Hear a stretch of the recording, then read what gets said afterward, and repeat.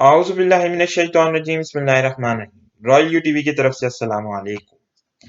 इस वक्त दिल्ली के पूरे शुमाली हिस्से पर बजरंग दल और आरएसएस के गुंडे और दहशतगर्द मुसलमानों के कत्लेआम में मशगूल हैं। कई मसाजिद को आग लगा दी गई है और लूटमार का सिलसिला आम है। मुसलमानों की दुकानों और घरों को तबाह और बर्बाद करना हिंदू दहशतगर्दों ने अपना शियार बना लिया है। हम अपनी पिछली तमाम वीडियोस और खास तौर पर शाह वलीउल्लाह और सिटीजनशिप अमेंडमेंट बिल वाली वीडियोस में तज्जिया पेश कर चुके हैं कि आरएसएस और बीजेपी का इंडिया में बरसर इक़्तिदार आ जाना इस सदी का सबसे बड़ा वाकया है। ये लोग हिंदुस्तान और पाकिस्तान में रहने वाले तमाम मुसलमानों का खात्मा चाहते हैं और इसके लिए अगर उन्हें एटमी जंग भी शुरू करना पड़ी तो ये करेंगे।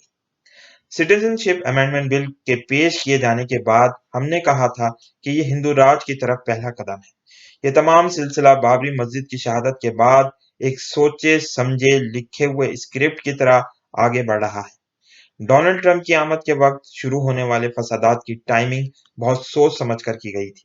इसका मकसद अपने बैरूनी आकाओं को इशारा देना था कि हम आपकी तमाम ख्वाहिशों का एहतराम करते हुए अपने मंसूबे को आगे बढ़ा रहे हैं, ताकि बढ़ते हुए फसादात को बहाना बनाकर इमरजेंसी नाफिज कर दी जाए और फिर बेसिक राइट्स को ख़त्म करके मुसलमानों के लिए कंसंट्रेशन कैंप्स बनाए जाएं और मुसलमानों की मजीद नस्लकुशी की जाए।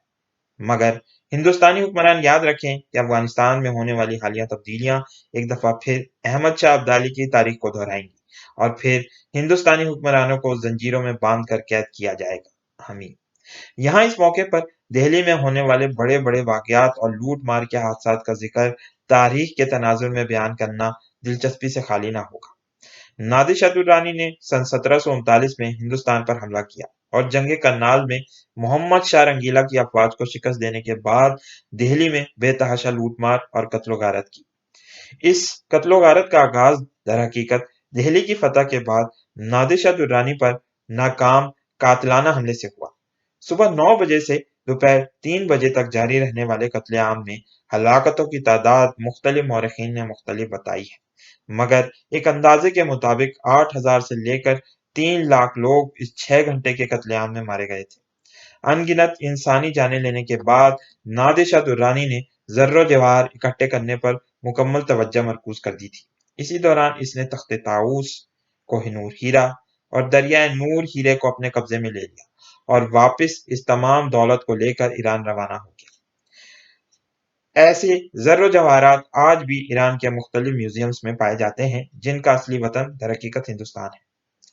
11 अगस्त सन 1757 में मराठों ने मुगल हुकूमत को शिकस्त देने के बाद दिल्ली पर कब्जा कर लिया था और फिर बाद में उन्होंने दिल्ली में कत्लेआम किया और दिल्ली में मौजूद जितना भी सोना था इसको लूट लिया।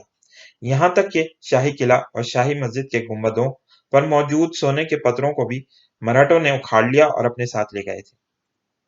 सन 1857 की जंग आज़ादी में दिल्ली कई कयामत खेज वाकयात से गुजरा।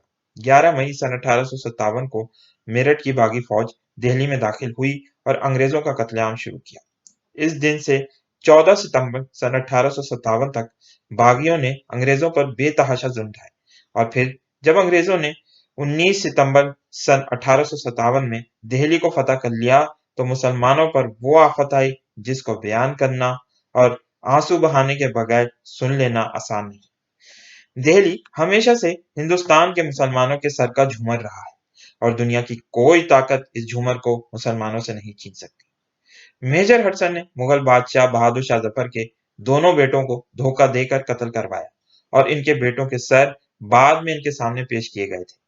अंग्रेजों ने जामा मस्जिद में कायम बागियों के कैंपों में घुसकर जख्मी और बीमार फौजियों तक को नहीं बख्शा था और उन्हें मौत के घाट उतार दिया। हजारों औरतों की आबरूरेजी फोर्थ पंजाब इन्फेंट्री रेजिमेंट के सिपाहियों और अंग्रेजों ने मिलकर की और लाखों लोगों को मौत के घाट उतार दिया।